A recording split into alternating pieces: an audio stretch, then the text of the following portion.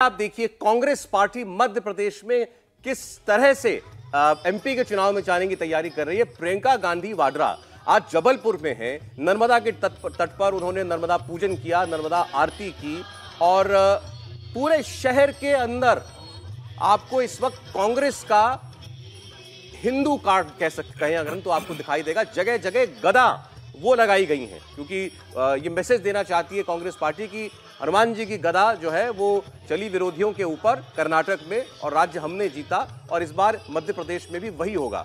और प्रियंका गांधी वाड्रा को लेकर कई और कयास लगाए जा रहे हैं, उनके आगे राजनीतिक भूमिका क्या हो सकती है। देखिए ये जिसका मैं जिक्र अभी कर रहा था, ये जगह जगह आपको ऐसी तस्वीरें दिखाई देंगी, हनुमान जी की गदा जो है वो स्थापित कर दी गई है।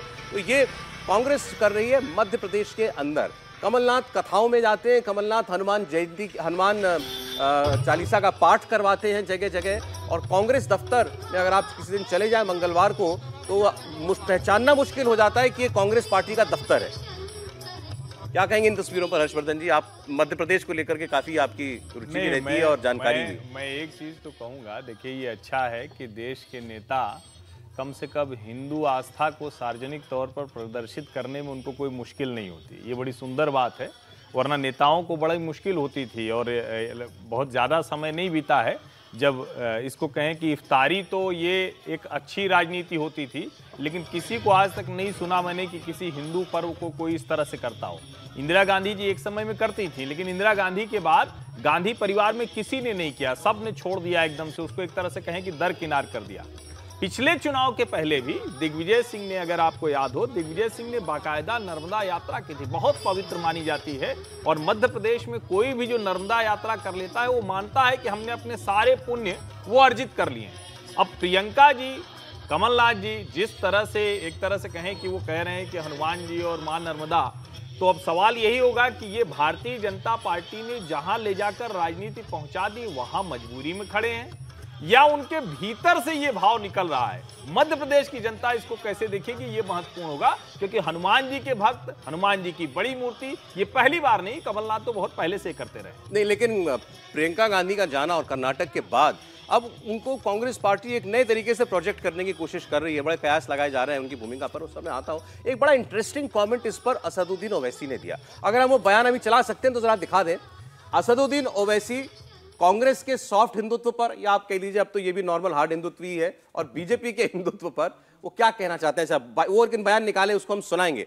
प्रियंका गांधी का रोल एमपी के अंदर क्या होने जा रहा है? बहुत से लोगों ने कहा कि जैसे एक बार यूपी की कमान दी थी, अब फिलहाल पूरा फोकस उनको दे दिया गया मध्य प्रदेश।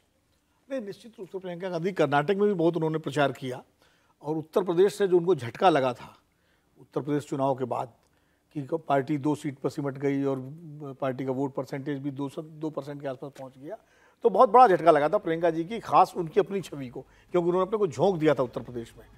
उसके बाद उनको राहत की सांस मिली हिमाचल प्रदेश के चुनाव से, जब हिमाचल में पार्टी की सरकार बनी, हिमाचल वो प्रचार के लिए गई। और कर्नाटक ने निश्चित रूप से उनके चुनाव प्रचार में जिस तरह कामयाबी मिली कांग्रेस पार्टी को, और जिस तरह प्रधानमंत्री को कहा जाता है राजनीतिक भाषा में हेड ऑन लिया उन्होंने अपने भाषणों के जरिए, तो वो प्रियंका गांधी को लेकर के फिर से एक बार उत्साह कांग्रेस पार्टी के अंदर आया है। और अब मध्य प्रदेश में उनको ले जाकर के जिस तरह से प्रोजेक्ट किया जा रहा है, तो मुझे लगता नहीं कि उनको मध्य प्रदेश का इंचार्ज वगैरह को जो भी बनाया जाएगा, अभी वो मध्य प्रदेश में एक स्टार कैंपेनर के रूप में ही काम करेंगे। इंचार्ज नहीं, वो तो वैसे तो उनकी भूमिका स्टार कैंपेनर, जो आपने शब्द इस्तेमाल किया, इस वक्त शायद सबसे बड़ी स्टार कैंपेनर कह सकते हैं पार्टी की। मैं कह सकूं अगर तो राहुल गांधी से ऊपर। भाई राहुल गांधी से ऊपर कहिए, नीचे कहिए, वो तो आप अलग बात है, बराबर कह लीजिए, बराबर कह लीजिए, लेकिन राहुल गांधी तो जाएंगे ही जाएंगे, वो तो वो जो है। लेकिन नहीं, मैंने ये क्यों कहा, जहां राहुल नहीं जाते वहां प्रियंका जाती हैं। हिमाचल में राहुल गांधी नहीं गए थे। इनफैक्ट इवन कर्नाटका के अंदर आप कांग्रेसियों से बात कीजिए तो कहते हैं कि प्रियंका गांधी का जो इंपैक्ट पड़ा, खासकर जैसा आपने याद दिलाया प्राइम मिनिस्टर को जवाब देने में, उसका बहुत बड़ा इंपैक्ट पड़ा। हाँ, उसका इंपैक्ट पड़ा, क्योंकि राहुल गांधी उस तरह से कम्युनिकेट नहीं करते हैं जिस तरह प्रियंका गांधी करती हैं। प्रियंका का जो भाषण की शैली है वो लोगों को ज़्यादा अच्छी लगती है, तो क्योंकि वो उनकी हिंदी भी बेहतर है और वो गुड कम्युनिकेटर हैं, इसमें कोई दो राय नहीं है। और कहीं जो कांग्रेसी हैं खास करके और पुराने लोग हैं, वो उनमें इंदिरा गांधी की छवि देखने लगते हैं कि, और नारा भी कांग्रेसी लगाते हैं।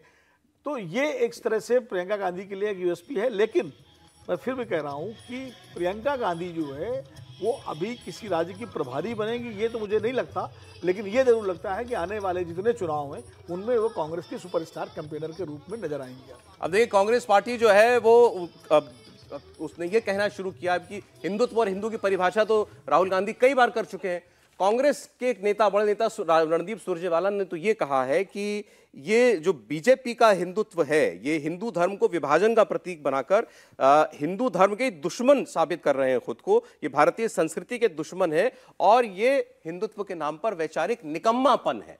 असली हिंदुत्व तो ये है, या असली हिंदू रीति को निभाना तो ये है जो प्रियंका जी कर रही है, जो कांग्रेस पार्टी करती है। ये कांग्रेस पार्टी को ये ज्ञान हुआ कब? ये वो पार्टी है जो भगवान राम को काल्पनिक मानती है, राम मंदिर का बरसों बरस दशकों दशक विरोध करती है। ये कम्युनल वायलेंस बिल लेकर आती है जिसमें कहा जाता है कि दंगा कहीं पर होगा तो हिंदू जो है वो दोषी माना जाएगा और जो माइनॉरिटी है, मुसलमान है, वो विक्टिम माना जाएगा। हिंदू सैफ्रन टेरर का शब्द किसने इजाद किया? तो वो पार्टी अगर आज हिंदुत्व पर बोल रही है तो बड़ा आश्चर्य हो रहा है, और आश्चर्य इसलिए हो रहा है कि आखिरकार कांग्रेस पार्टी को ये समझ में आया कि जो रवैया उन्होंने अपनाया था पिछले 15-20 साल में, वो राजनीति इस देश में नहीं चलेगी। 2 चुनाव लगातार लोकसभा के 2 चुनाव हारने के बाद उनको उसी पिच पर आना पड़ा है जिस पर पूरे देश की राजनीति को नरेंद्र मोदी लाना चाहते थे। अब लड़ाई जो है ये असली और नकली में है। नहीं, बल्कि ऐसा लगता है कि जैसे, इसलिए कह रहा हूं कि आपने स्ट्रेटजी के नाते इसको ओढ़ा है। जब तक लोगों को यह भरोसा नहीं होगा, देखिए लोग परखते रहते हैं, बीजेपी को भी पनिश किया जब उनको 92 के बाद लगा कि ये खाली वोट के लिए इस्तेमाल कर रहे हैं तो लोगों ने छोड़ दिया बीजेपी को। जब भरोसा जमा 2014 के बाद कि नहीं हिंदुत्व के रास्ते पर चलेंगे तो फिर साथ दिया। तो ये केवल दिखावे से जो है लोग भ्रमित हो जाएंगे, ऐसा अब नहीं। किसने ओढ़ा है और किसका असली है हिंदुत्व? मैं ओवैसी की बात कर रहा था। असदुद्दीन ओवैसी का एक बड़ा इंटरेस्टिंग टेक है इस पर, सुनिए जरा। बहुत से लोगों को बड़ी उम्मीद है कि कांग्रेस पार्टी कुछ करेगी। हम भी उम्मीद करते, करो आप, हम नहीं रोकना चाह रहे आपको, मगर आप ये बताओ कि अगर आपका मुकाबला ये होगा कि मोदी से बड़ा हिंदुत्व आइडियोलॉजी का लीडर मैं हूं, तो फिर लोग जाहिर है ओरिजिनल को पसंद करते, क्लोन को पसंद नहीं करते। बल्कि उनको क्लोन भी नहीं कहना चाहिए, उनको क्लाउन कहना चाहिए। तो लोग ओरिजिनल को पसंद करेंगे। जहर का मुकाबला जहर से आप करेंगे तो सब मर जाएंगे। अंधेरा का मुकाबला अंधेरे से करेंगे तो हमेशा के लिए अंधेरा हो जाएगा। आप जुल्म का मुकाबला कैसे करेंगे? तो बातों बातों में उन्होंने कांग्रेस पार्टी को क्लाउन भी कह दिया जब वो हिंदुत्व की बात करते हैं, और हिंदुत्व को जहर भी कह दिया है। लेकिन एक बात साफ और स्पष्ट कहा कि ओरिजिनल रहेगा। नहीं, यहाँ तो जो ओवैसी साहब कह रहे हैं वही तो राहुल गांधी कहते हैं। राहुल गांधी भी हिंदुत्व को जहर कहते हैं। पहली बार नहीं कहा है, आखिरी बार नहीं कहा, हो सकता है फिर कभी मुंह से निकल जाए। अभी थोड़ा शांत हैं, अभी तो वो सावरकर पर भी नहीं बोलते हैं। तो ये जो हिंदू राजनीति है, ये कोई एक किसी जगह जाके पूजा कर लेना, एक किसी जाके टीका लगा लेना, त्रिपुंड मार लेना, या किसी माला को चढ़ा लेना, या कहीं दंडवत हो जाना, I am not lying down, तो ये नहीं है हिंदुत्व की राजनीति। हिंदू राजनीति मतलब आपके आचार विचार व्यवहार जीवन पद्धति में हिंदू होना दिखता है क्या? जिस दिन दिखने लगेगा उस दिन कांग्रेस को लोग मान लेंगे। जब तक दिखा तब तक लोगों ने माना, लेकिन जब लगने लगा कि ये परिवार पूरी तरह से विमुख हो गया, जहां हिंदू वहां उल्टी तरफ पीठ कर लेते हैं, वहां छोड़ दिया उनको।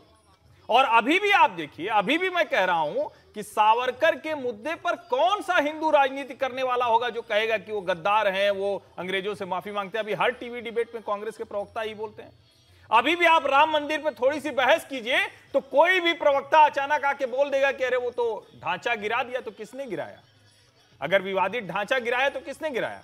किसके लोगों ने सजा भुगती? किस पार्टी को अपनी राजनीति की जो एक तरह से कहें कि सबसे नीचे पराभव के दौर में जाना पड़ा, फिर भी उन्होंने छोड़ा नहीं।